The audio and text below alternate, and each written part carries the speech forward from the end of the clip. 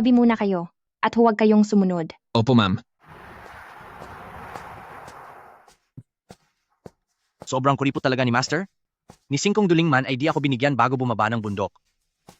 Buti na lang ako ang pinakamahusay na doktor sa mundo. Pwede akong magtayo ng puwesto at magbenta ng gamot para kumita.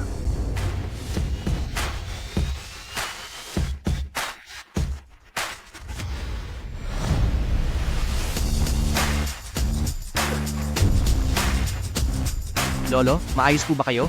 Ayos lang ako. Binata, ikaw, ang lakas mo. Talaga, salamat sa'yo. Hinding-hindi ko malilimot na iniligtas mo ang buhay ko. Huwag na po kayong mag-alala.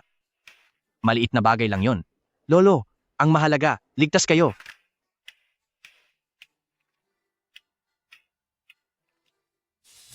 Pa, maayos po ba kayo?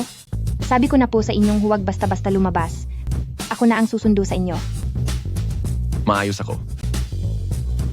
Ganito ba talaga kagaganda? Ang mga babae rito sa Kapatagan? Binata, ano ang pangalan mo? Saan ka patungo? Ako si Xiao Yunlan. Wala na akong magulang at wala rin akong matatag na tirahan. Mabuti, napakabuti. Ha? Sakto, ikay magiging manugang ko. Ano po? Imposible. Ako ang kilalang pangulo ng pamilyang Zhao. Sa buong Chuncheng ang nangungunang tagapagtustos ng gamot. Paano ako basta-bastang pakakasal sa di ko kilala? Magta-30 ka na? Araw-araw. Ako'y naghihintay na magkaapo. Sinagip niya ang buhay ko, kaya malaki ang utang na loob natin. Sinagip ako ng binatang ito, at bilang anak ko, dapat mo siyang pakasalan. Iyon ang nararapat. Pa, pwede bang tigil na sa pagbibiro? Seryoso ang kasal. Paano nyo ipapakasal ang sarili nyong anak? Sa isang estranghero? Napakalupit ng tadhana sa akin. Ang hirap kong makatagpo ng isang mapagkakatiwalaang binata, pero ayaw pang tumanaw ng utang na loob ang anak ko. Pag wala na ako balang araw, sino ang mag-aalaga sa iyo? Pa, anong ginagawa nyo? Tumayo na po kayo. Kung di ka papayag ngayon, hindi ako aalis dito. Dito na lang ako. Magpapasagasa na lang. Sige na, pumapayag na ako. Bilisan nyo, tumayo na po kayo. Hay. Ganyan, iyan ang mabuting anak ko. Xiaolan, ayan, pumayag na ang anak ko. Magrehistro na kayo ng kasal ngayon din. Pero may hinihintay pa akong kasundong kasal mula pagkabata. Anong panahon na ba ngayon? Itinakdang kasal pa ba? Huwag kang maniwala doon. Pagkasal mo sa anak ko, sa bahay ka na namin titira.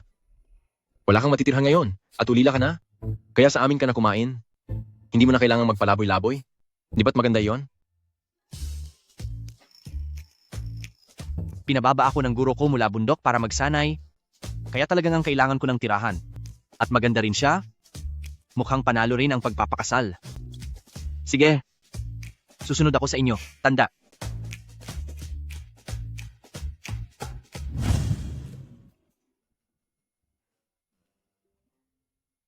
Xiao Yunlan, pinag-iingat kita. Ang kasalang ito, pinilit lang ako ni Papa. Kaya huwag kang mag-isip ng kung ano-ano. Papel lang ang kasal natin, magkahiwalay ang kwarto, at walang pakialaman. Mag-isip ng kung ano-ano? Gaya ng alin? Huwag kang magpa-inosente. Sinasabi ko sa'yo, walang pondo ang pamilya ko para sa'yo. Kaya huwag mong akalain na libre kang mabubuhay dito. Hay naku! Lugar lang naman ang kailangan ko na matutuluyan. Huwag kang mag-alala. Hindi ko gagalawin ang mga gamit mo. Ni makikialam sa buhay mo.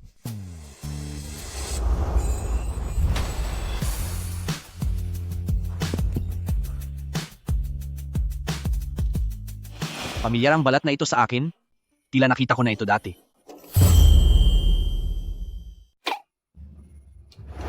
Xiao Yunlan, anong ginagawa mo?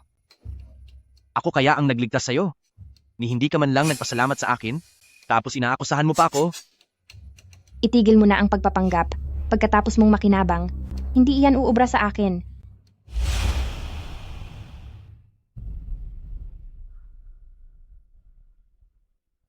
Hoy! Tulungan mo akong imbestigahan ng isang tao. Ang pangalan niya ay Xiao Yunlan.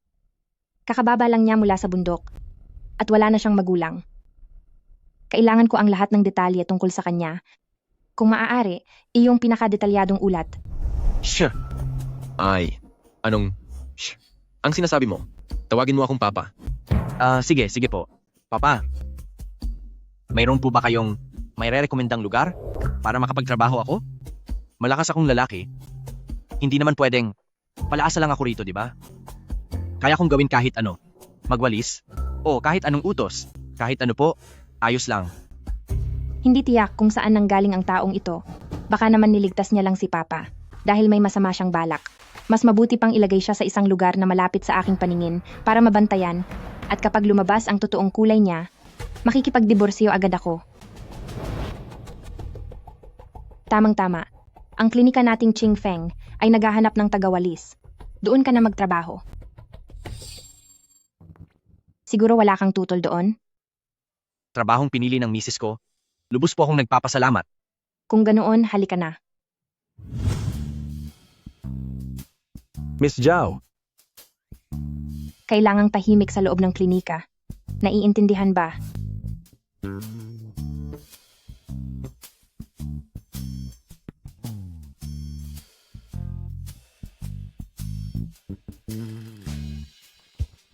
Ay, kanina, ikaw ba ang binati nila?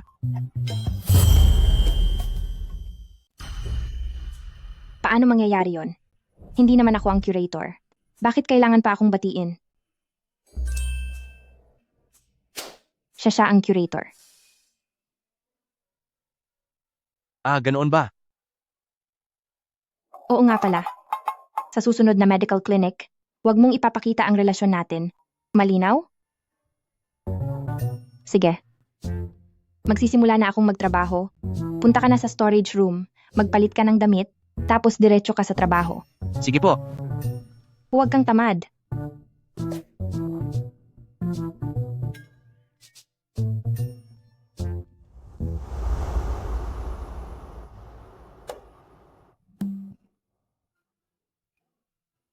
Kasalanan nito ni Master? Ayaw niyang isiwalat ang pagkatao ko.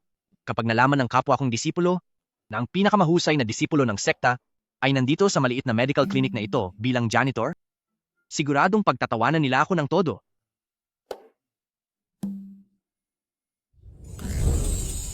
Ni hindi ko alam kung nasaan ang babaeng itinakda para sa akin. Ngayong kasal na ako, kailangan ko siyang matagpuan para agad naming maipawalang bisa ang aming engagement para hindi ko na siya maabala.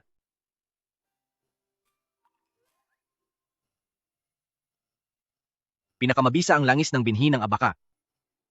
Dapat itong isalin sa boteng bubog. Porya? Itong bagay na ito, hindi ba mas mabuti kung ilalagay sa palayok na may butas? Itong mga tao, ano bang nangyayari sa kanila?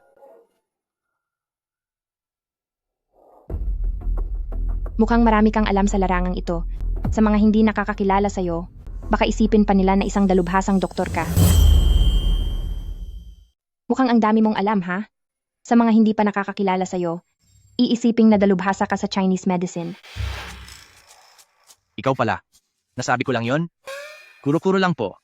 Sa kabundukan po ako lumaki at nakapangalap ng maraming halamang gamot. Nagpahaging lang ako. Hindi na kailangan seryosohin. Hula lang ba?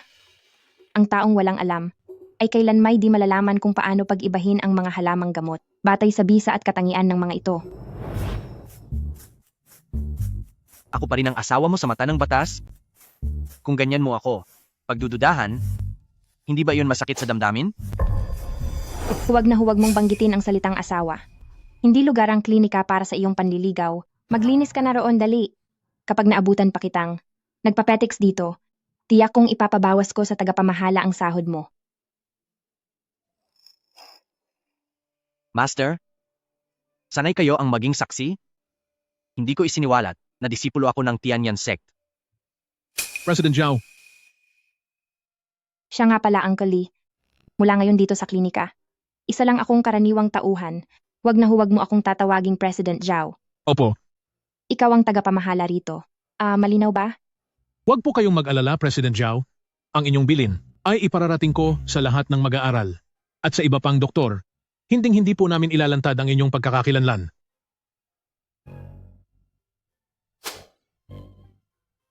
Ibang klase talagang maglaro ang kabataan ngayon.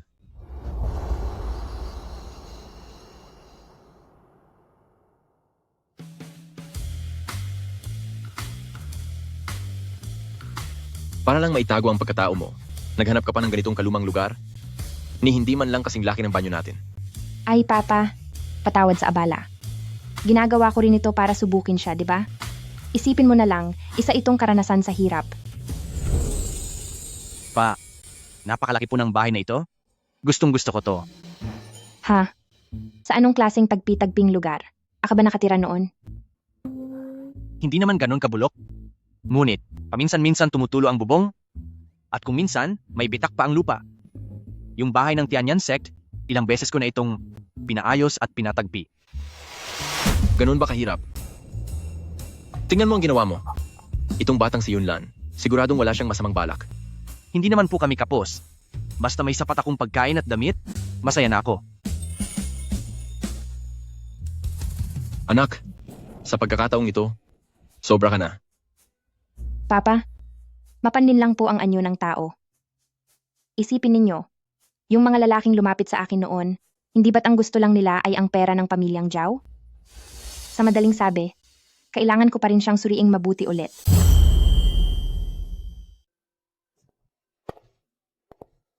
Hi?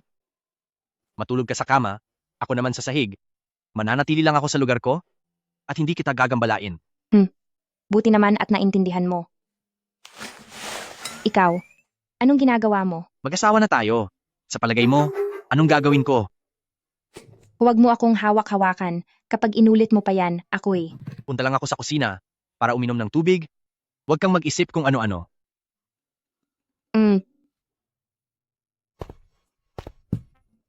Ay.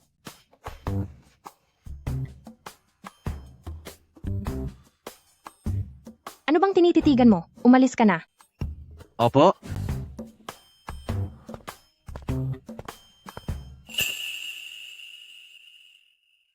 Nawawala na talaga ako sa sarili.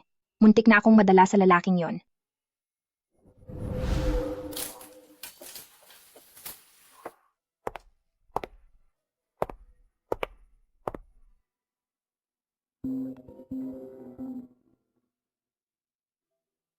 Hello, Assistant Wang. Ano yon?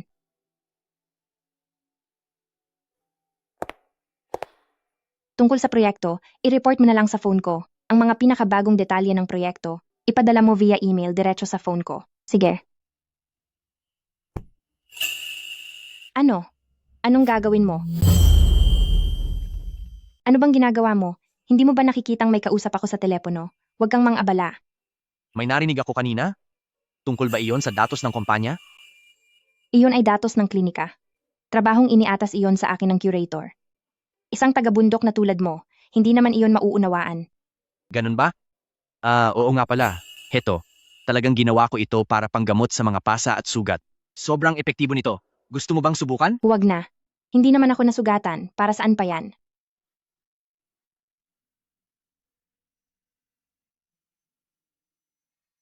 Hoy, anong ginagawa mo? Kagabi masakit pa rin ang pagkabagsak mo, di ba?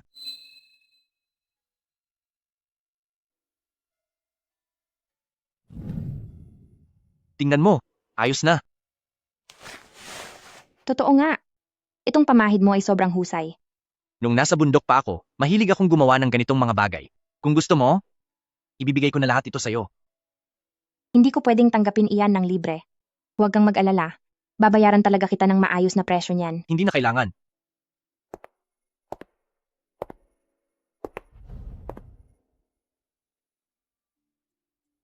Assistant Wang, yung pinapagawa ko sa'yo, nasilip mo na ba ng maayos? Bakit tungkol kay Xiao Yunlan, wala man lang tayong makuhang impormasyon? Sige, naiintindihan ko. Ituloy mo lang ang paghahanap. Kapag may makita kang kahit anong bakas, ipaalam mo agad sa akin. Opo, siya nga pala, President Zhao, ang 5 taong kompetisyon ng mga klinika ay gaganapin sa loob ng 3 araw. Sa klinikang Qingfeng ito gaganapin. Kung sino man ang magwagi, magkakaroon ng tsansang makipag-partner sa pinakamalaking kumpanya ng gamot sa Timog. Para sa pamilyang Zhao, napakalaking pagkakataon ito. Sige, malinaw.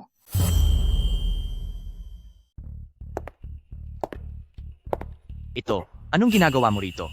Bakit ang daming tao? Magwawalis ako mamaya. Mabigat ang trabahong iyon. Sa pagdiriwang ng medisina, lahat ng klinika sa buong lungsod ay nandito. Kung wala kang gagawin, bumalik ka na lang sa storage room. Huwag mo akong ipahiya rito. Hala, hindi naman po pwede yon. Sa laki ng kaganapang ito, dapat kitang tulungan upang ipakita ang galing natin, di ba? Pansinin mo ang mga halamang gamot na yan. Marami riyan ang hindi ko pa nakikita roon sa bundok pagkakataon ko na itong matuto. Saka, paano kung may sinumang maglakas loob na apiihin ka? Ako, bilang asawa mo, ay makakasuporta sa'yo, di ba? Suporta? Kung wala kang magawa, bumalik ka na lang doon. Huwag mo akong ipahiya rito. Nakakadagdag ka lang sa problema. Zhao. Ang klinikang Qingfeng natin ang punong abala sa kompetisyong ito. Pakibantayan nyo ito ng mabuti.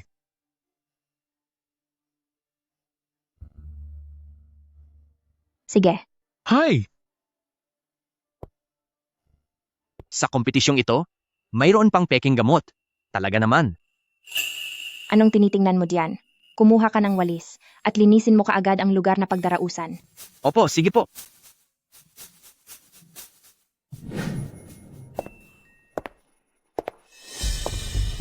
Zhao Ying, mukhang pati mga tauhan ng klinikang Qingfeng ay kulang na. Isang bagitong bata lang ang dinala nyo para punan. Sabi ko na sa'yo, basta't pumayag kang makipagbalikan sa akin, matutulungan ko ang klinikang Qingfeng para maging pinakamalaking klinika sa buong Chuncheng. Hoy, kuya, sobrang taas ang pangarap mo. Baka mabulunan ka sa pinagsasabi mo.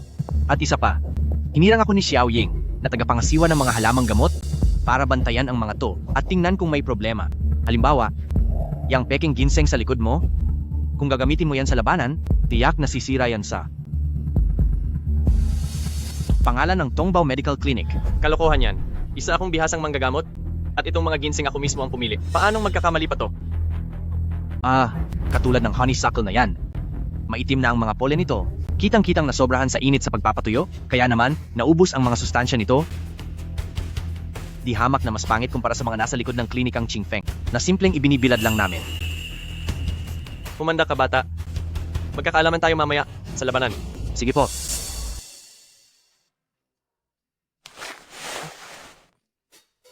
Anong problema mo? Hindi ba sinabi mo sa akin na iilang ligaw na halaman lang ang alam mo sa bundok? Bakit pati pagpapatuyo, kabisado mo na? Ako? Dati kasi akong nagpapatuyo ng balat ng hayop para sa mga mangangaso. Kapag labis ang pagkakabilad, nagkakalamat ang balat. Hindi ba pareho lang ang lohika niyon? Yun lang po. Marami na talagang pagdududa. Tungkol sa taong ito. Ang ika-16 na Medical Clinic Festival ay magsisimula na. Inaanyayahan ang unang grupo ng mga klinika, ang klinikang Qingfeng at ang mga kalahok ng Tongbao Medical Clinic. Oy, bata! May tapang ka bang tumapat sa akin? Huwag kang magkubli sa likod ng babae, duwag! Hindi pwede. Bagong empleyado lang siya rito sa Qingfeng Clinic sa ginagawa mo. Masyado mong inaabuso ang kapangyarihan. Sige, magharap tayo. Ngunit kung ano ang paglalabanan, ako ang magpapasya. Hindi tayo. Maghaharap sa paggawa ng gamot, ni sa pagkuha ng pulso. Sa halip ay sa pagkilala ng mga halamang gamot. Madali lang yan, pagkatiwalaan mo ako. Guro, may umiinsulto sa ating mga disipulo ng Tianyan? Kailangan nating ibalik ang ating dangal. Kagalang-galang na guro, huwag po kayong magagalit kung ilalantad ko ang aking pagkakakilanlan. Pagkilala ng gamot? Mahigit 20 taon na akong namamahala ng negosyo sa mga halamang gamot. Bakit pa ako matatakot sa isang bata katulad mo? Sige, madali lang yan. Pipili tayo ng sari-saring gamot, sasabihin kung saan ito nanggaling at kung tunay o peke, at kapag nagkamali ang isa sa atin, talo na siya. Ano, sang-ayon ka ba? Pantay ang laban na ito. Sundin na natin ang gusto niya. Kung gayon, itong ginseng na to, tunay ba o hindi? Peke iyan. Ang wild sanlo ng bundok Qiangbei, karaniwang may 3 bahagi. Ngunit itong isa ay pinagdugtong-dugtong lang ng karaniwang ginseng, may bakas pa ng pandikit.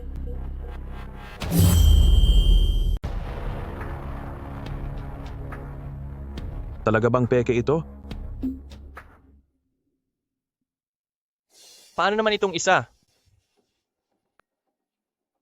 Peke rin yan. Itong isa ay ginamitan ng mumurahing beimu para magmukhang tunay. Ang totoong Chuan beimu dapat kasing kislap ng buwan, pero patag ang mga talulot nito. At isa pa, Sobrang pait pa ng lasa nito. Tagalinis lang naman ng batang ito, hindi ba? Paano niya nalalaman ang mga ganitong bagay? Sadyang pinadala ba ito ng klinikang Chingfeng para subukin ako? Hindi pwede. Hindi ako papayag na ang bagitong ito ang hamakin ako. Ginoong manggagamot? Pakisabi? Saan ba galing ang Huangqi na ito? May problema ba ito? Mula ito sa hilaga. Wala namang isyu yan. Mali. Ito ay Northwest Huangqi at ang pinakamatinding suliranin ay puno ito ng mga uod at mayamag pa. Binabad lang ito sa abo para maitago ang pinsala. Kapag pinakuluan mo ito, sasakit ang tiyan ng sinumang iinom. Ang mga tao sa Tongbao Medical Clinic ni hindi makilala kung alin ang matinong gamot. Bakit pa sila sumasali sa paligsahan? Ikaw, sino ka ba talaga? Yung taga Tongbao Medical Clinic ni hindi nyo alam ang pagkakaiba ng maganda at masamang gamot. Bakit pa kayo sumali sa paligsahan? Ikaw, sino ka ba talaga? Ako, isa lang akong utusan sa klinikang Chingfeng. Karaniwang trabahador lang ako. Pero, ilang taon na ang nakararaan, may isang nakatatandang dalubhasa sa gamot na nagturo sa akin ng ilang taon tungkol sa mga halamang gamot. Ang bilis ng kabog. Ng puso ko. Sa unang yugto ng pagkilala sa gamot, klinikang Chingfeng at si Xiao Yunlan ang nagwagi.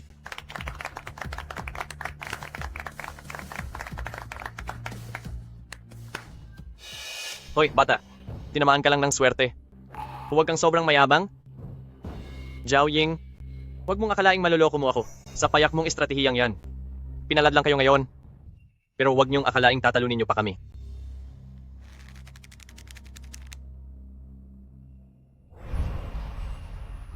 Anong nangyayari sa'yo? Si Fang Tianyu, ang punong manggagamot ng Tongbao Medical Clinic? Bakit mo siya natalo ng ganon kabilis? Sinabi ko na sa'yo, may isang matandang eksperto lang na nagturo sa akin noon. Kaya kung natalo si Fang Tianyu, ang ibig sabihin lang niyon ay kulang pa talaga ang alam niya sa kaniyang propesyon. Natalo mo siya ng ganong kabilis. Baka dahil ito sa na natutuhan ko mula sa isang batikang manggagamot noon. Ang pagkatalo ni Fang Tianyu ay nagpapakita lamang na kulang pa ang husay niya. Ang ikalawang yugto ay labanan sa paggawa ng gamot. Pinatatawag na po sa harapan ng mga kalahok ng bawat klinika. Hala, pagdating sa paggawa ng gamot, may alam din ako dyan. Ano, ako na ba ang lalaban? Hindi pwede. Huwag kang magbiro. Ang paligsahan sa paggawa ng gamot, sinusukat ang galing sa pagpoproseso at paghahalo ng mga sangkap. Ano ka ba? Sa mga nakaraang taon, sa paggagamot ko sa mga mangangaso, natutuhan ko ring magproseso ng sarili kong mga halamang gamot. At heto pa, nanalo pa ako kanina sa pagkilala ng mga gamot. Sa paggawa ng gamot, siguradong wala ring problema. Sige na nga. Ikaw na ang sumabak. Pero tandaan mo, kapag natalo ka, maglilinis ka sa bodega ng 1 buwan. Asahan mong tutuparin ko ang tungkulin ko. Xiao Yunlan. Tingnan natin kung hanggang saan mo pa ako mabibigla. Ang paggawa ng gamot ay hindi nadadaan sa salita lang. Kailangan ito ng totoong husay. Ang batang ito, sobrang mayabang talaga. Dahil diyan, tatanggapin ko ang hamon mo. Hindi ako makapaniwala. Akala mo ba tsamba lang ang panalo mo? Ikalawang bahagi ng pagsusulit, paggawa ng gamot. Paksa, Huangqi na pinirito sa pulot. Dapat pantay ang kulay, mabango at malapot ang pulot, at hindi mababawasan ang bisa ng gamot. May takdang oras na 1 oras.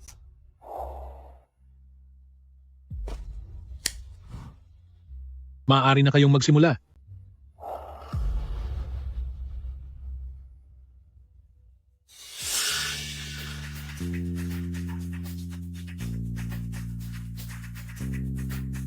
Xiao Yunlan. Huwag mo akong bibiguin.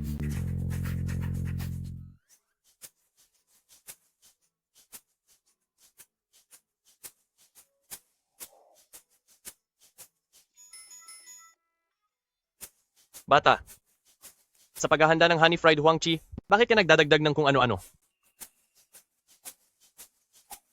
Dr. Fang, bumubula na ang pulot mo? Bantayan mong mabuti ang apoy.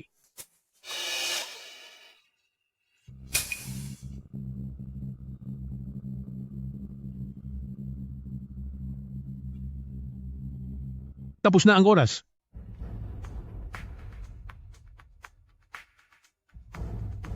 Maganda ang pagkakaluto nitong honey fried huang chi. Hindi natabunan ng pulot ang amoy ng gamot at napakalambot sa lasa. Mahusay.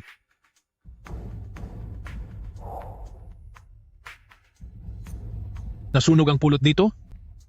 Nawala na ang bisa ng gamot? At maaari pang makasama sa tiyan. Ikaw, nilabag mo ang patakaran kanina? May inilagay kang ibang sangkap dyan? Hindi ito dapat tanggapin. Ang pulbos na licorice na ito ay itinuturing na ligtas at likas na sangkap at ayon sa mga patakaran ng paligsahan, wala namang nakasaad na bawal magdagdag ng iba pang bagay. Tama ka, hindi ito paglabag sa patakaran. Para sa ikalawang yugto ng paligsahan, klinika ng Qingfeng, ang nagwagi ay si Xiao Yunlan.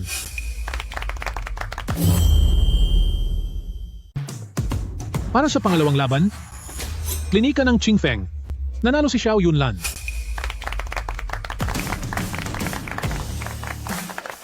Itong lalaking to, Walang hiya kang lalaki. Sobrang mo akong ipinahiya. Hintayin mo lang. Hindi kita papayagang mamuhay ng payapa. Ano sa palagay mo? Hindi naman kita binigo, tama? Yung parusang isang buwang pagwawalis. Maaari na bang kanselahin iyon?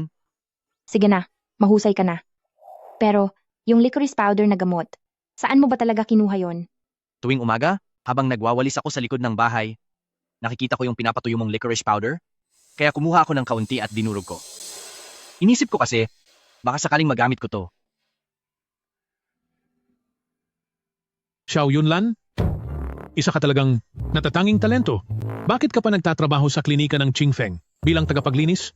Kumuha ka na agad ng lisensya at magtrabaho sa ospital bilang doktor. Direktor, marami pa po akong dapat pag-aralan. Salamat po sa inyong kabutihang loob. Direktor, hindi ba kailangan niyo pang pangunahan ang susunod na laban? Ay, oo nga pala. Sige, mauna na po ako. Himukin mo pa si Yunlan. Kailangang mapanatili natin ang mga talentong gaya niya. Xiao Yunlan, totoo bang lumaki ka sa bundok?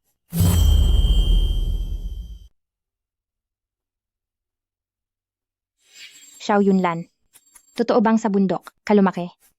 Ang dami mong alam sa gamot. Mukhang eksperto ka talaga. At isa pa, sa 3 labang mayroon, 2 agad ang napanalunan mo. Ngayon, ang klinikang Qingfeng natin, pasok na tayo sa finals. Teka. Tsamba lang yon. Hindi mo na ako kailangang bigyan ng pabuya.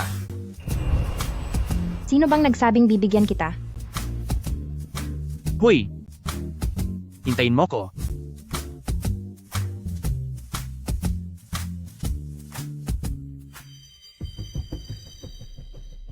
Pakisiyasat ninyo ang isang tao para sa akin.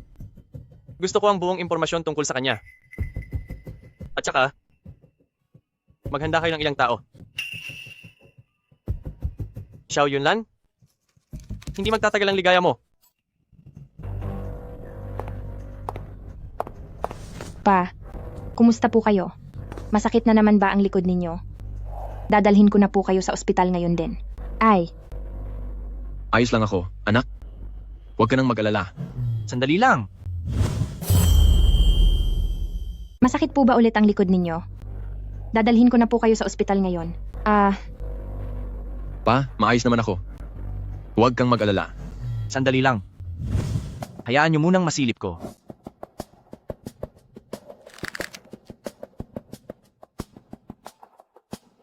Kumusta po?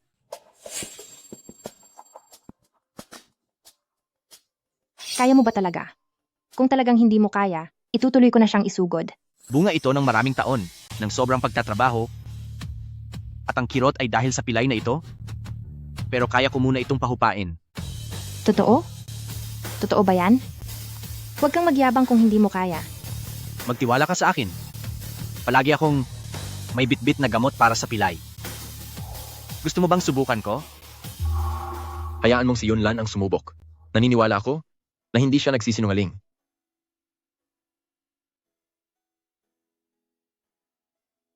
Kung ganoon, mag-ingat ka.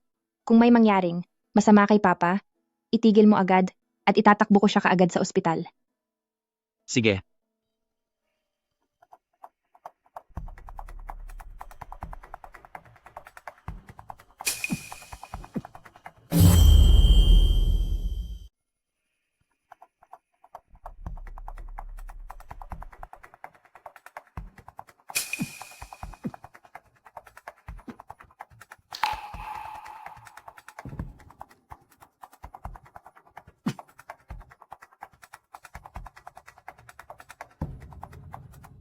Ito. Talaga bang mangyayari ito?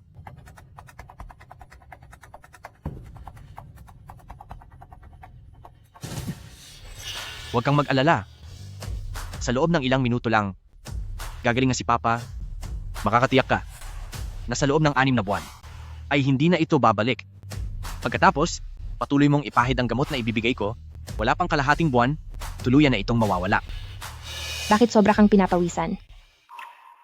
Kung hindi ito epektibo, uunahin ko siyang dalhin sa... Huwag mong guluhin si Yunlan. Ang batang ito, ang galing niyang magtago ng talento. Kahit ako, ay napaniwala niya rin.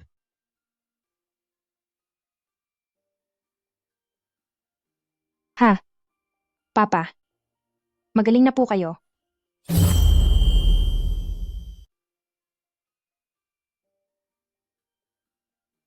Ay, pa. Gumaling na po ba kayo? Mas maayos na ang pakiramdam ko. Ang paraang ito ni Yunlan sa akupunktura, ang matagal nang nawawalang, teknikang karayom ng naglalakbay na dragon. Noong kabataan ko, nasulyapan ko na ito sa isang lumang aklat. Hoy, saan mo ba natutunan ang pambihirang kasanayang ito? Hay nako. Ito po ay natutunan ko lang sa bundok mula sa matandang Wang. Sabi niya, ang paraang ito, pagdating sa mga galos at bali, ay sadyang epektibo. Dahil wala rin naman akong ginagawa, sinubukan kong pag-aralan. Hindi ko akalaing sobrang kapaki-pakinabang pala ito. Higit pa ito sa basta pagiging kapaki-pakinabang. Dahil sa isang turok mo lang, yung bigat na nararamdaman ko sa baywang, tila nawala ang ilang dosenang kilo ng bigat. Mas mahusay pa ito kaysa sa painkiller na ibinigay ng ospital. Umamin ka nga sa akin, sino ba talaga ang guro mo? Pa, totoo po, hindi ko kayo niloloko. Siya nga pala, ibibigay ko sa inyo ang gamot mamaya, huwag niyo pong kalimutang gamitin iyon araw-araw.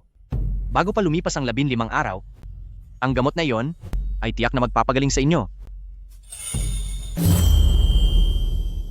Mamaya, ibibigay ko sa inyo ang gamot na yan, siguraduhin ninyong ilagay ito araw-araw, at bago pa lumipas ang kalahating buwan, ang gamot na iyon ay tiyak na magpapagaling sa inyo. Ikaw, Sandali lang. Tay, magpahinga muna kayo ng maayos. Napagod din si Yunlan ngayon, pauwiin na muna natin siya para makapag-ayos at makapagpahinga. sige, sige. Marunong ka na palang ipagtanggol siya. Yunlan, magpahinga ka muna ng maigi para sa araw na to. Salamat sa iyo. Ano ba naman kayo, Tay? Pamilya na tayo, hindi na kailangan pang magpasalamat. Sige po, mauna na po akong magpahinga.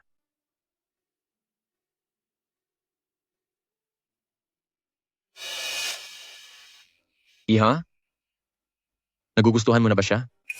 Paano naman mangyayari yon? Nasabi ko lang, yun kasi, dahil sa dami ng sorpresa niyang ibinigay sa akin, ngayong araw.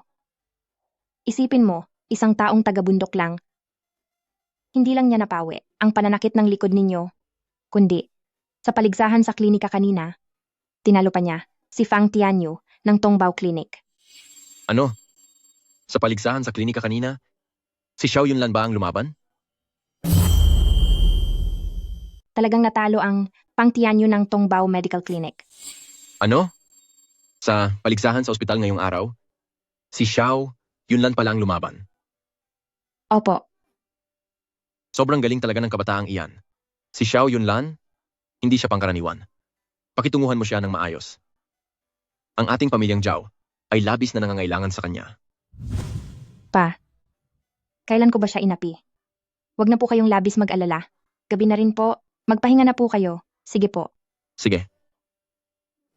Aray ko.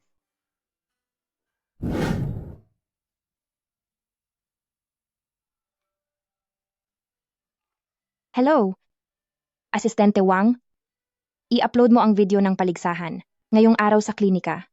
Pagkatapos, iproseso mo kaagad ang lisensya sa pagdodoktor ni Xiao Yunlan. At saka, bukod pa riyan, italaga mo siyang punong parmasisyotiko ng kumpanya. Opo, ma'am.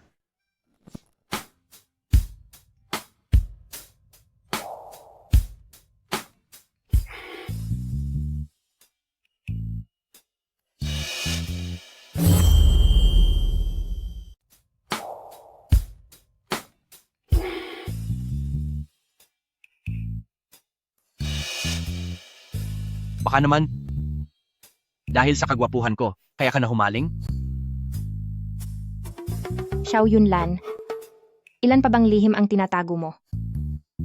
Totoo bang simpleng tao ka lang na mula sa kabundukan at karaniwang nilalang? Ay nako, wala naman akong gaanong sikreto. Saka, bukod pa riyan, hindi ba pwedeng ako'y kusang natutong maggamot? Sige na, dahil ayaw mo namang magkwento. Hindi na kita pipilitin. Pero, sa lahat ng nagawa mo para sa pamilyang Zhao, lahat ng iyon, itatanim ko sa puso ko. Huwag kang mag-alala. Tiyak kong susuklian ko ang iyong kabutihan.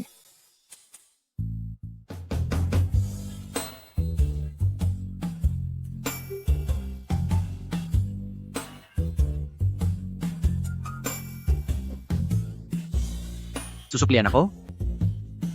Ibig sabihin ba nito?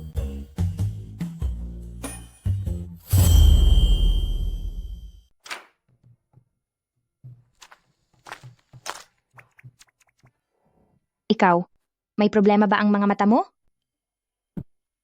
Handa na ako. Sige, umpisahan mo na. Anong ginagawa mo? Umayos ka nga. Hindi ba sinabi mo? Gusto mong suklian ang utang na loob mo sa akin? Anong iniisip mo? Magbihis ka na agad. Sige, Ayan, narito ang bayad ko sa'yo. Kung may iba ka pang hiling, huwag kang mag-atubiling magsabi. hindi ko kailangan ng pera.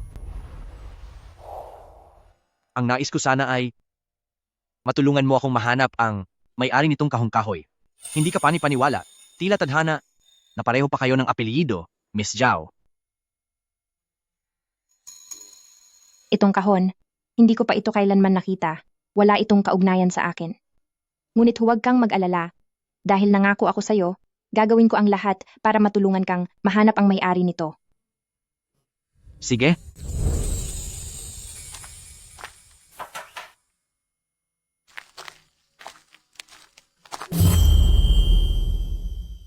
Sige.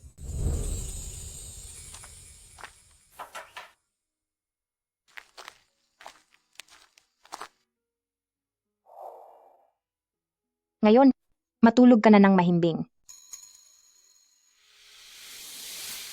Bakit pag pumipikit ako, agad kong nakikita ang mukha ni Xiao Yunlan na tila nanunukso.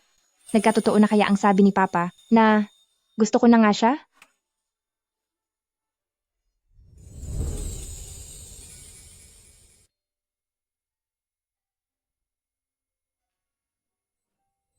Akala ko, muntik na si Shidi, hindi na nakatiis sa mga pinaggagawa ko, at bigla na lang sumugod ngayong gabi. Ang babaeng ito, lalo siyang gumaganda kapag natutulog.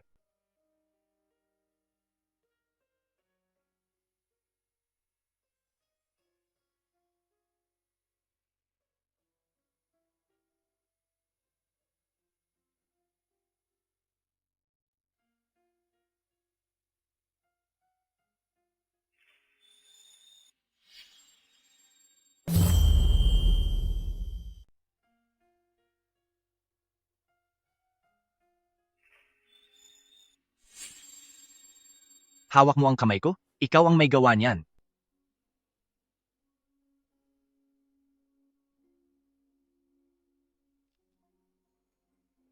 Miss Zhao? Zhao Ying?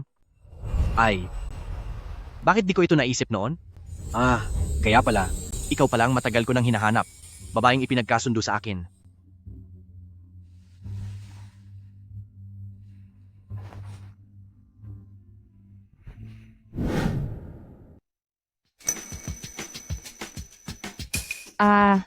Ikaw. Bakit ka nasa kama ko? Wala akong kinalaman dyan. Kagabi kasi, ikaw mismo, pagsapit ng hating gabi ay nahulog sa kama, mabuti na lang at binuhat kita pabalik, pero hinawakan mo pa ang kamay ko at ayaw mong bitawan, talagang wala akong sala. Ako, wala akong ginawang masama. Imposible. Uy, di ka pa rin naniniwala? Tingnan mo, may ebidensya pa ako mula kagabi.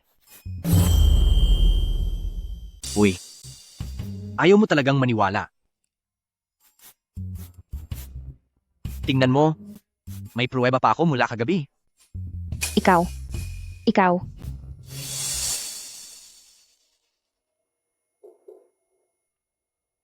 President Zhao, may problema ang kumpanya. May nag-ulat na isang batch ng gamot ay mababa ang kalidad, kaya ngayon, mga opisyal ng gobyerno ay nagsasagawa ng inspeksyon sa bodega, kailangan ninyong pumunta roon kaagad. President Zhao, kanina lang, hindi ko alam kung sino ang nagpakalat ng balita, pero ang presyo ng stock ng kumpanya ay biglang bumabagsak. Tila, hindi natin alam kung sino ang ating nasagasaan, pero halata namang gusto nila na pabagsakin tayo. Pakisuyo, pakalmahin mo muna ang mga tao sa gobyerno. Papunta na ako riyan ngayon. Teka, anong nangyari? Samahan kita. Wag na. Tamang-tama ito sa oras ng trabaho mo. Bumalik ka muna sa klinika. Sige po.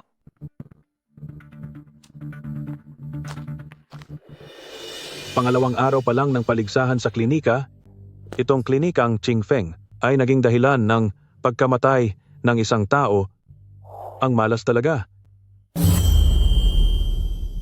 Pangalawang araw pa lang ng malaking paligsahan sa klinika, pero itong klinikang Qingfeng ay nakapinsala na. Sadyang kamalasan. Akala ko sa simula, etong klinikang Qingfeng ang magiging sorpresa sa paligsahang ito. Di ko akalaing, kahit simpleng, trangkaso lang, kaya pa nilang ipahamak ang tao. Sino pa ang magnanais magpagamot dito sa susunod? Huwag nyo kaming idamay. Direktor, kumusta na ang sitwasyon? Wala na kaming magagawa. Kayo riyan sa klinikang Qingfeng. May nadisgrasya na nga dahil sa inyo? May mukha pa ba kayong ilalabas para manatiling bukas? Magsara na kayo agad at humingi ng tawad sa pamilya. Tinalo na kita, kaya wala ka ng karapatang magsalita rito. Hoy bata, hindi ba't nalaman mo lang ng maaga ang mga tanong? Kaya ka nanalo sa paligsahan kahapon? Wala kang dapat ipagyabang. Ano? Nalaman na ng maaga ang mga tanong? Hindi ba pandaraya yon? Kaya pala kahit laging kulelat ang ranggo ng klinikang Qingfeng sa mga malalaking paligsahan, ay nagawa pa nilang manalo ngayon dahil pala nandaya sila. Daya? May pruweba ba kayo? Pruweba? Ako mismo ang nakakita. Kahapon pa. Ikaw at siya ay nasa isang sulok ng klinika. Tiyak na ibinibigay ninyo ang sagot. Nakita ko mismo, kahapon, kayong dalawa, sa isang sulok ng klinika. Tiyak na ibinibigay nyo na ang mga sagot. Paninira lang iyan? Huwag ka namang palusot. Ang klinika ninyo, matagal nang walang saysay. Hindi na karapat-dapat sa titulong tagapagligtas ng buhay. Heto, ang ebidensya. Nagkukunwari ka pa rin? Isang karaniwang utusan ka lang. Sa tingin mo, eksperto ka ba? Kaya mo bang iligtas ang taong wala na? Kaya ko. Nagmamayabang ka na naman. Ang taong ito, nasuri na namin, wala na siyang pag-asa. Anong kakayahan mo para mailigtas siya? Bakit? Sa salita mo lang ba kami aasa? Mas mabuti na, alisin nyo na ang karatulang iyan sa inyong klinika. At humingi na lang kayo ng tawad sa pamilya. Yunlan? Huwag ka nang manggulo rito. Hindi ba kasama mo si President Zhao? Tinawagan ko na siya. Direktor, huwag po kayong mag-alala. Magtiwala po kayo sa akin. Kapag sinabi kong maililigtas ko ang taong ito, maililigtas ko siya. Hindi mo ba kasama si President Zhao rito? Tinawagan ko na siya para ipaalam. Direktor, huwag muna kayong mabahala. Magtiwala po kayo sa akin. Sabi ko na, may lunas para sa taong ito, kaya siguradong gagaling siya. Tungkol naman kay Zhao Ying, may inaasikaso pa po siyang mahahalagang bagay. Huwag ka masyadong kampante. Kapag talagang nagkaproblema, kahit si President Zhao man ay, Direktor, huwag po kayong mabahala. Handa kong panagutan ang lahat ng gagawin ko. Sakto, lahat ng naririto ngayon ay maaaring maging saksi ko. Sa paggamot na ito, kung sakaling may masama mang mangyari sa kanya, ako ang mananagot dito ng personal at walang kinalaman dito ang klinikang Qingfeng. Klinikang Qingfeng, ang galing talaga ng plano ninyo. Magpapasa kayo ng kasulatan para akuin ang buong responsibilidad. Ito ba ang tawag ninyo sa profesionalismo sa medisina?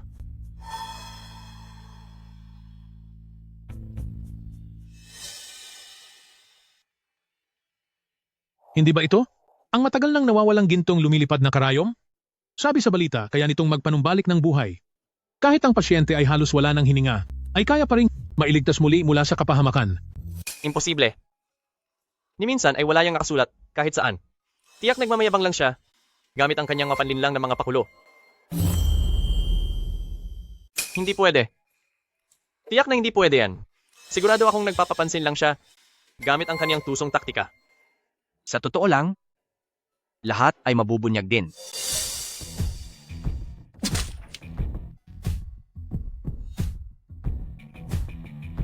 Sige, sige na. Matatag na ang pulso. Ligtas na ba talaga siya? May tinatago ka palang husay. Ayos ha? Ang mahalaga, ligtas na ang pasyente. Paano nangyari ito? Sino ka ba talaga? Direktor, ang taong ito dati ay trangkaso at lagnat lang ang naramdaman. Ngunit dahil sa ibang dahilan, nauwi ito sa kaniyang pagkawala ng malay. Mayroon pa ba sa klinika ang mga tala ng naibigay na gamot? Narito ang mga tala na pinakuha ko kanina. Ang mga gamot at dosis na nakasaad dito ay tiyak na tama para sa kaniyang mga sintomas. Totoo naman, wala namang kulang. Uminom ang taong ito ng iba pang gamot na sumalungat sa paggamot na naging sanhi ng panghihina ng kaniyang mga lamang loob. Totoo, walang kahit anumang mali. Uminom ang taong ito ng ibang gamot na hindi dapat isabay, kaya bumigay ang kaniyang mga laman loob. Ano? Imposible. Sa tuwing nagre-reseta kami ng gamot, maingat naming pinapayuhan ang pasyente na huwag uminom ng anumang gamot na kontra. Ang taong ito, sino ang nagdala sa kanya rito sa klinika ngayon? Siya. Siya mismo.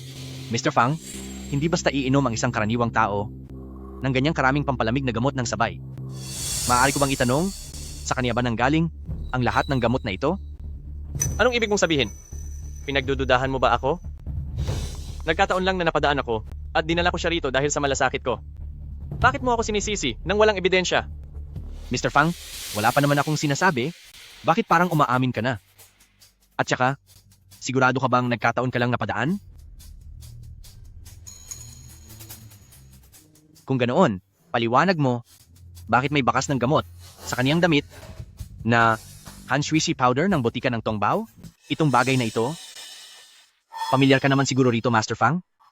Ito ang Tongbao Medical Clinic, pulbos ng Hanshuishi na natatanging bakas ng gamot. Ang bagay na to, tiyak na pamilyar dito si Master Fang, hindi ba? Ito ay Tongbao Medical Clinic, ang kakaibang nalalabi ng Hanshuishi powder. Ang gamot ng Tongbao Medical Clinic ay likas na malamig na taliwas sa gamot para sa lagnat na inireseta ni Uncle Lee. Kahit isang karaniwang tao ay manghihina ang katawan, lalo na ang pasyenteng sinisipon ng grabe. Wala kang pruweba. Ang ganiyang klaseng gamot ay pwedeng kopyahin inuman. Fang Tianyu, magpapalusot ka pa rin? Sa palagay ko, hindi mo lang matanggap na natalo ka kahapon? Kaya ngayon gumagamit ka ng maruruming taktika para ilaglag ang klinikang Qingfeng. Sa pagdiriwang ng klinika, ang sinusukat ay husay at dangal sa panggagamot, hindi maruruming pakana. Master Fang, ginawa mong pain ang buhay ng pasyente, hindi ka ba takot sa galit ng langit? Huwag kang magpadalos-dalos. Dahil lang sa mga ito, pararatangan mo na ako? Hinala ko rin na kayo, mga taga-klinikang Qingfeng, ang may pakana nito. Hepe, mas mabuting ipasok muna natin ang pasyente sa loob. Pag nagkamalay na siya, lahat ng ito, lilinaw ang lahat. Punong klinika, palagay ko ay dalhin muna natin ang pasyente sa loob at kapag nagising na siya, siguradong lalabas ang katotohanan. Dalhin na ninyo siya.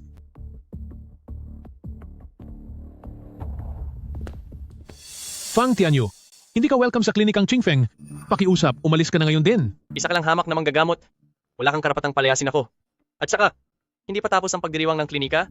Ang Tongbao Medical Clinic ay hindi pa ganap na talo.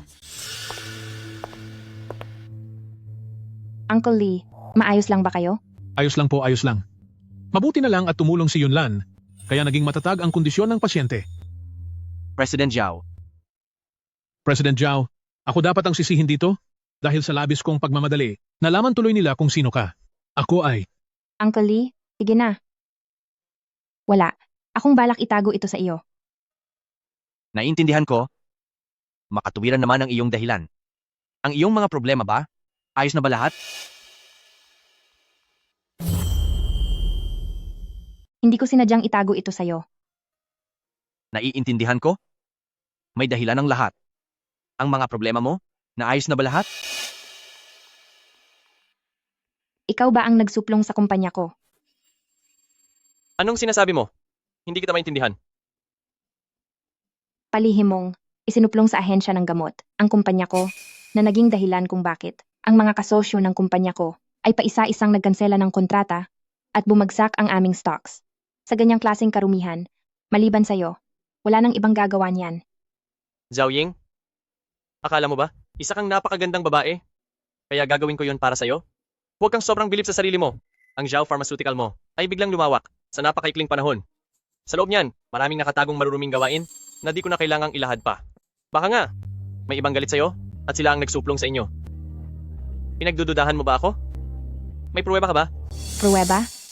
Fang Tianyu, sobra ang kumpiyansa mo sa sarili. Ano kaya, nais mo bang pakinggan ang voice recording ng lihim mong pakikipag-ugnayan sa mga kasosyo ng kumpanya namin?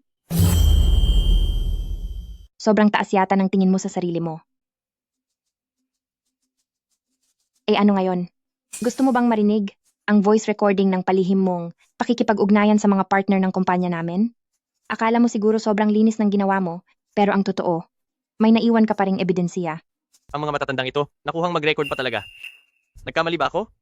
Itong kompetisyon sa klinika, kailangan kong mapanalunan para lalo pang umunlad ang Tongbao Medical Clinic. Pero hindi iyon sapat na dahilan para gumawa ka ng mga pekeng ulat. Mula nang ikaw, Zhao Ying, ang humawak ng Zhao Enterprise, kinontrola niyo ang Chuncheng at halos lahat ng pamilihan ng halamang gamot. Kahit gaano pa, kapangit ang medisina ng klinikang Qingfeng, palagi niyo pa ring nasasapawan ang iba pa naming klinika. Binigyan mo ba kaming ibang klinika ng pagkakataon para mabuhay? Palusot lang yan. Palusot? Nakakatawa. Tanungin ninyo ang lahat ng nandito. Sino ba rito ang hindi nabuhay? Na parang sunod-sunuran sa ilalim ng Zhao Pharmaceutical? Zhao Ying, isa ka talagang manhid na negosyante. Hindi ka nararapat na mamuno sa isang klinika. Fang Tianyu, tama na ang pagpapakabait-baitan mo. Dahil bunga lang ito ng iyong kawalan ng kakayahan at ng matinding pagkainggit mo. Wala kang karapatang magsalita. Lumayas ka! Fang Tianyu, itigil mo na ang pagpapanggap. Dahil wala ka namang silbi at puno ka ng inggit. Wala kang karapatang magsalita. Layas. Asawa ko siya, at siya rin ay isa sa mga may-ari ng Qingfeng Clinic. Paano mong nasabing wala siyang karapatang magsalita? Sabi mo kanina na ang relasyon natin ay hindi natin sasabihin sa iba? Hindi naman ako ganong kahina na basta ko na lang hahayaan na maliitin ang kahit sino ang lalaki ko. Ano? Sinasabi mo, itong katulong na ito ay asawa mo? Zhao Ying, huwag mo kaming lahat lokohin para lang siya maprotektahan. Ako si Zhao Ying, at ni minsan hindi ako nanloko kanino man. Hindi lang siya ang asawa ko, siya rin ang itinalagang punong doktor ng Zhao Pharmaceutical natin. Noon, ang dahilan kung bakit siya nasa klinika at nagtatrabaho bilang katulong ay para lang masanay siya sa pamamalakad ng ating klinika.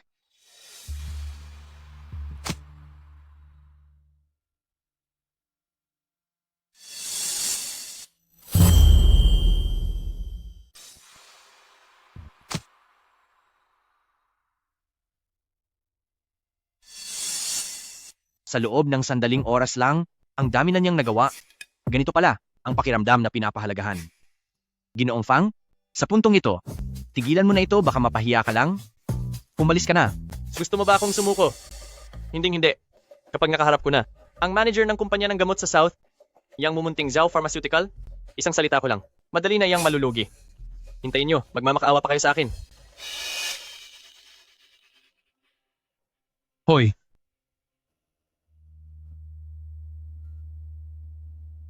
Presidente Zhao, kakarating lang ng balita sa akin na ang manager ng kumpanya ng gamot sa South, 2 araw na raw ang nakalipas, nakarating na sa Chuncheng. Ano? Zhao Ying, tapos ka na. Sa ganitong sitwasyon, ang Zhao Pharmaceutical ay ini-inspeksyon na ng ahensya ng gamot, kaya huwag mo nang balakin ang pakikipag-partner sa kumpanya ng gamot sa South. Mukhang ang langit sa huli kumampi pa rin sa akin. Fang Tianyu, huwag kang sobrang hambog dahil habang hindi pa tapos ang lahat ng bagay, pwede pang magbago. Sa bandang huli, sa akin pa rin kayo papanig. Fang Tianyu, huwag kang maging kampante habang di pa tapos ang lahat. Ang lahat ng ito ay maaari pang magbago.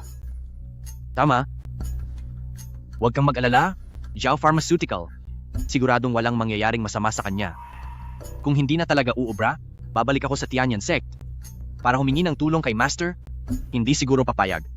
Ang matandang iyon na ang asawa ng sarili niyang estudyante ay mapahamak. Gising ka man? Nananaginip ka pa rin? Zhao Ying, ipapakita ko mismo sa'yo na ang pagpili sa batang iyan ay napakalaking pagkakamali. At ako lang, ang tunay na karapat-dapat sa'yo. Kalokohan. Sinusubukan mo pa rin ba akong labanan? Nakakatawa. Ang kontrata sa kumpanyang nasa Timog, akin na yan. Sa tingin ko, ikaw ang mas nakakatawa. Gising na po kayo? Teka, bumalik po kayo sa loob at magpahinga. Wag na, maayos na ang pakiramdam ko ngayon. Salamat sa pagsagip sa akin, kahit wala akong malay kanina, gising pa rin ang isip ko. Kung hindi dahil sa ginawa mo, ang buhay ko'y wala na sana. Maraming salamat po sa pagsagip sa aking buhay. Bagamat nawalan po ako ng malay kanina, bahagya pa rin akong mulat. Kung hindi po kayo tumulong, baka wala na ako sa mundong ito ngayon. Wala iyon. Pero sa susunod, sana'y huwag ka nang kumain ng kung ano-ano. Talagang matibay ang buhay mo? Nakaligtas ka pa sa ganyang kalagayan. Matanda, payo ko sa'yo, huwag ka nang bumalik dito na nakahiga. Huwag kang makialam sa mga ginagawa ko. Baka himatayin ka na naman. Siya ang lalaking iyon kanina na sumalubong sa akin sa daan at nagsabing, may promo ang klinika at namimigay sila ng libreng supplement. Hindi ko inakalang ang taong ito'y may pusong napakasama, muntik pa siyang magdulot ng trahedya at mukhang wala pa siyang konsensya. Huwag kang magsalita ng walang pruweba. Isang matanda. Nagagawang sisihin pa ako? Hindi mo ba ako kilala? Sino ka ba sa tingin mo? May karapatan ka bang questionin ako? Umalis ka na. Fang Tianyu, sobra ka na. Ang ginawa mo'y muntik ng maging dahilan para mamatay ang matandang ito. At ngayon, wala ka man lang masabi para humingi ng tawad. Sana'y ayos lang. Pero balak, amo pa bang manakit ngayon? President Zhao, huwag ka nang magalit. Sa ngayon, ni isang salitang paghingi ng tawad ay wala kang nasabi. Palalampasin ko na sana iyon. Pero seryoso ka bang? Balak mo pa ring manakit? President Zhao, hindi mo na kailangang magalit. Ang ganyang uri ng tao, ako na ang bahala sa kanila. Ito ang natatanging medalyon ng pinuno ng Southern Pharmaceutical Enterprise. Katatapos lang sabihin ni Mr. Fang na sa isang salita ko lang kayang kong pabagsakin ang Zhao Pharmaceutical. Ngayon, nais kitang tanungin, anong salita ang dapat kong bigkasin? Galing ka ba sa Southern Pharmaceutical Enterprise? Ako mismo ang pinuno ng Southern Pharmaceutical Enterprise. Ang pangalan ko'y ay Huang. 2 araw na ang nakalipas mula nang dumating ako sa Chuncheng. Una ko munang sinuri ang iba't ibang bill ng Zhao Pharmaceutical, pati ang kalidad ng kanilang mga gamot. At lahat iyon ay pasado sa mga pamantayan. Pagkatapos, pagdating ko sa klinikang Qingfeng, naghanda akong siyasatin ang kakayahan ng mga manggagamot doon, ngunit hindi ko inasahan na masasalubong kita sa daan. Fang Tianyu, akala mo ba talaga na malilinlang mo kaming lahat? Pero di ko akalaing na masasalubong kita sa gitna ng daan. Fang Tianyu, sa tingin mo ba talaga maloloko mo kami? Heto ang patunay na nagpanggap ka bilang empleyado ng Qingfeng Medical Clinic. Nang niresetahan mo ako ng gamot, kasama ang buong proseso. Bukod pa riyan, ang natirang mga gamot, nagpadala na ako ng tao para itago ang mga iyon. Humanda ka dahil kakasuhan kita. Ang paraan ng pag-iniksiyon ni Physician Xiao, bagamat hindi ko pa ito nasaksihan ng personal, ngunit ang pabagsak kong kalusugan sa loob lamang ng ilang minuto ay masasabing gawa ng isang tunay na eksperto. Hindi po. Hindi naman po masyado. Ang aking kaalaman sa medisina ay kailangan ko pang pagbutihin. Hindi, Dr. Xiao, masyado ninyong minamaliit ang inyong sarili. Kapag nalaman po ito ng aking matandang guro, siguradong pagagalitan na naman niya ako. Ang Southern Pharmaceutical ay makikipagsanib-puwersa na sa pamilya Zhao. Ang kontrata, pipirmahan ko na mismo ngayon. Hindi lang iyon, ire-rekomenda ko rin kayo sa main office para ang pamilya Zhao ay maging ating nag-iisang supplier ng gamot. Kung ganoon po, Mr. Huang, sa ating matagumpay na kooperasyon. Para sa ating kooperasyon, Gawin nating ang pamilya Zhao bilang ating nag-iisang tagapagtustos ng gamot. Kung ganoon, Mr. Huang, naway maging matagumpay ang ating kooperasyon. Mahusay na kooperasyon. Boss Huang, hindi niyo po ito pwedeng gawin. Kung hahayaan ninyong mamonopolyo ng pamilya Zhao ang lahat dito sa Chuncheng, parang pinilit niyo na rin kaming ibang klinika na mawalan ng kabuhayan. Kinu-question mo ba ako? Siyempre po, hindi. Boss Huang, inamin ko, may nagawa akong di maganda sa inyo dati. Pero ngayon po, hindi ba maayos na po kayo? Nais ko pumuling. Siyang hamunin sa paligsahan. Kung sino ang magwawagi, siya ang makikipagtulungan sa inyo. Fang Tianyu, dahil sa ginawa mo kanina, wala ka ng karapatang banggitin pa ang paligsahan. Lahat kayo. Pumapayag ba kayo? Nahayaan ang klinikang Qingfeng na gamitin ang kanilang koneksyon para mamonopolyo ang merkado sa Chuncheng? Ang pagtitipong ito ng mga klinika ay para sa patas na kompetisyon. Bakit sila lang ang dapat tumanggap ng kontrata? Ikaw. Sige, magharap tayo? Kung magtutunggali tayo, gawin nating isang blind diagnosis. Nakapiring ang mga mata at batay lamang sa ibinibigay na sintomas at pulso ng pasyente, agad kaming magrereseta at si Mr. Huang ang maghahatol. Sa palagay mo? Bulag na reseta, nakatakip ang mga mata. Batay lang sa iniulat na sintomas at pulso ng pasyente, kaagad magbibigay ng reseta at si Mr. Huang ang maghuhusga. Sa palagay mo? Hindi ba yun masyadong delikado? Bakit ba? Takot ba si Mr. Fang? Tanggap ang hamon. Bakit ako matatakot? Kung ganoon, pabayaan nyo na. Ako na lang ang maging pasyente.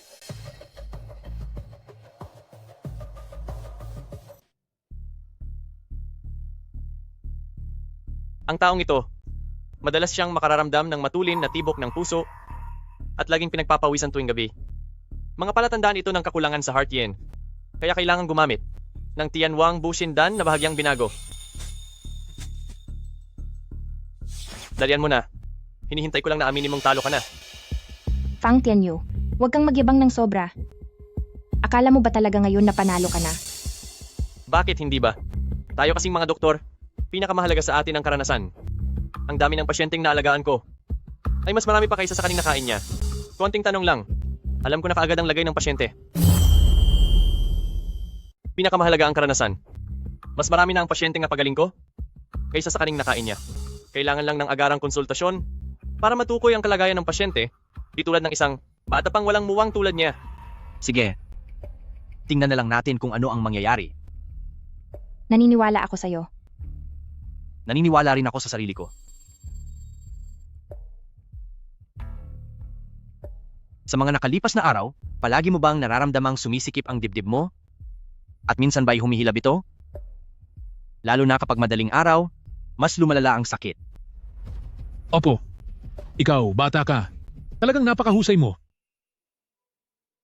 Ang kondisyon mo ay hindi kakulangan sa nutrisyon ng puso, kundi baradong ugat ng puso mo. Kapag gumamit ka ng Tianwang Bushindan, lalala lang lalo ang kondisyon mo. Kalokohan! Mabilis ang tibok ng puso niya at pinagpapawisan siya sa gabi. Paano magiging baradong ugat ang sanhi? Ni hindi mo man lang iminulat ang iyong mga mata? Siguradong hinula mo lang iyan. Pasensya na po, patingin ng dila mo.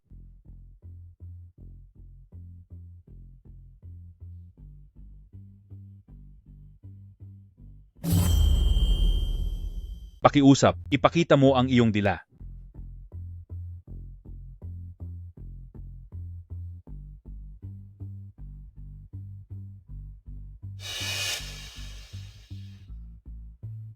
Totoo ngang may bakas ito ng namuong dugo. Ikaw, halos nagkamali ka sa diagnosis. Itong taong ito, napakagaling pala niyang manggamot. Bakit ngayon ko lang siya narinig? Sa araw na ito, talagang sinuwerte ang klinikang Qingfeng. Hoy! Hindi mo ba narinig yon? Asawa siya ni President Zhao. Dahil kasal sila, tiyak isa itong unyon ng dalawang makapangyarihan. Paano natin malalaman yon? May gusto ka pa bang sabihin? Pang Tianyu, kung ayaw mo pang, lalong mapahiya, umalis ka na dito. Boss Wang, pakiusap, patawarin mo ako sa pagkakataong ito. Nagbulag-bulagan ako sa galing mo. Lahat ng ito ay kasalanan ko. Nagmamakaawa ako sa iyo. Huwag mo nang idamay ang Tongbao Medical Clinic. Huwag mo akong sampahan ng kaso. Fang Tianyu, ang panggagamot ay hinggil sa paggalang sa buhay at pagliligtas ng maisakit. Kahit ang pinakapangunahing tungkulin mo ay hindi mo magawa, Binuksan mo pa ang klinika mo para lang manakit ng kapwa? Ang sining ng medisina ay nakabatay sa paggalang sa buhay at sa pagsagip sa mga nangangailangan. Ni ang pinakapayak na prinsipyo ay hindi mo man masunod, itinayo mo pa ang klinikang ito para lang ipagpatuloy ang pananakit sa iba?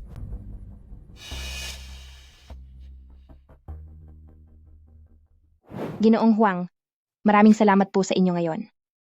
Sa husay ni Physician Xiao at sa taus-puso ninyong katapatan sa pamilyang Zhao, kaya natulungan nyo rin ang inyong sarili.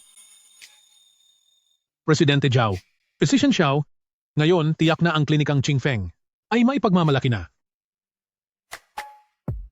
Ang lahat ng ito ay bunga ng ating pagtutulungan. Tungkol naman sa kontrata, ipinaasikaso ko na po ito sa aking assistant. Ipapadala na ito ngayong hapon.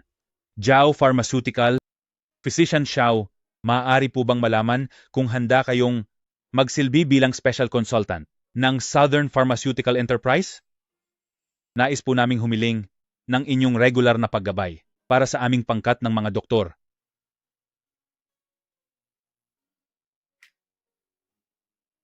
Susubukan ko po. Ngunit, maaaring manatili lamang ako sa Chuncheng.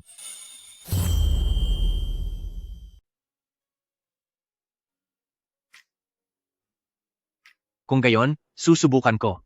Subalit, baka manatili na lang ako sa Chuncheng. Walang problema. Ang mahalaga lang sa amin ay ang kakayahan mo sa medisina. Ilabas ninyo siya. Xiao Yunlan, Zhao Ying, pananagutin ko kayong dalawa. Buti nga sa iyo. Kung may tapang ka pa, subukan mo ulit. Handa akong harapin ka anumang oras. Papa, maaari po bang tingnan ninyo ito? Anito, ay ibinigay ito sa akin ni Xiao Yunlan. Sabi niya, kailangan daw hanapin ang may-ari ng kahon na ito.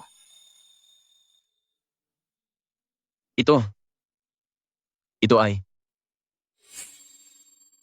Ganun pala yon. Kaya naman pala. Xiao Ying, ikaw at si Xiao Yunlan, talagang itinadhana kayong magkita. Anong ibig ninyong sabihin? Kaya pala, di na ako nagtataka. Xiao Ying, ikaw at si Xiao Yunlan ay talagang nakatadhana para sa isa't isa. Anong ibig niyo sabihin? Ang kahong iyan ay noon pa pagmamayari ng pamilya natin. Noong bata ka pa, nawala ka sa kabundukan, muntik ka pang mahulog sa bangin, pero may batang lalaki na sumagip sa'yo. Bilang pasasalamat, napagkasunduan ng dalawang pamilya na ipakasal kayo, na pagkatapos ng 20 taon ay dapat magpakasal ang magkabilang panig. Kung iisipin, si Xiao Yunlan pala ang nakatakda mong mapangasawa. Ito'y.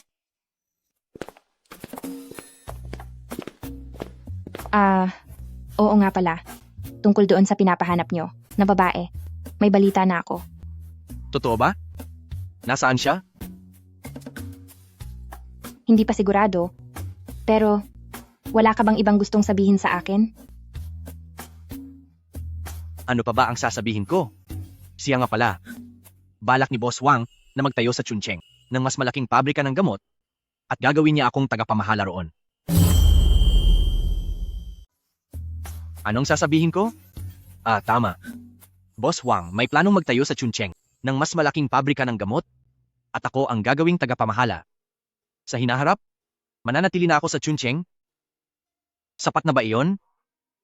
Bahala ka. Pupunta muna ako sa unahan para bumili. Maghintay ka rito.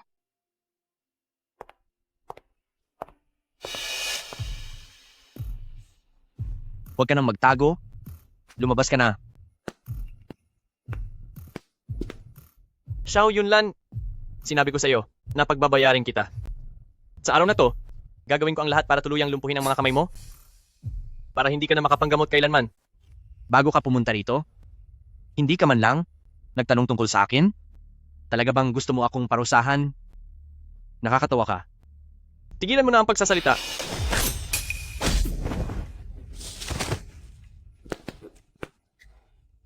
Sabi ko na sa'yo, hindi sa akin tatalab yung ganyang galaw. Ikaw.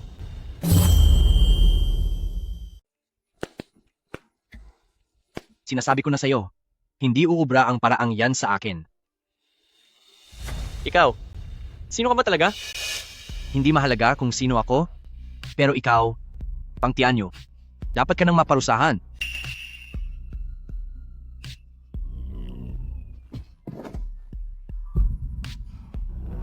Kapag nalaman to ni Maestro, na ang isang kilalang disipulo ng Tianyan sect ay nanakit ng mga karaniwang tao rito, siguradong susermunan na naman niya ako.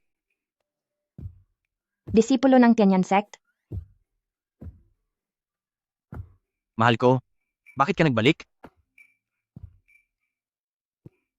Mukhang matagal mo na palang alam na ikaw ang nakatakda kong mapangasawa. Pangako, hindi ganon yon.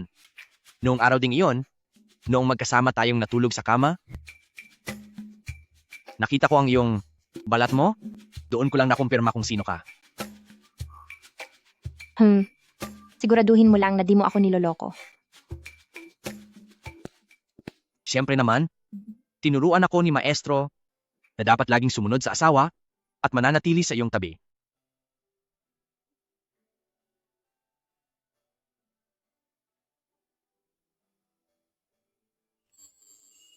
Sa pagkakataong ito, talagang hindi ka na makakatakas pa.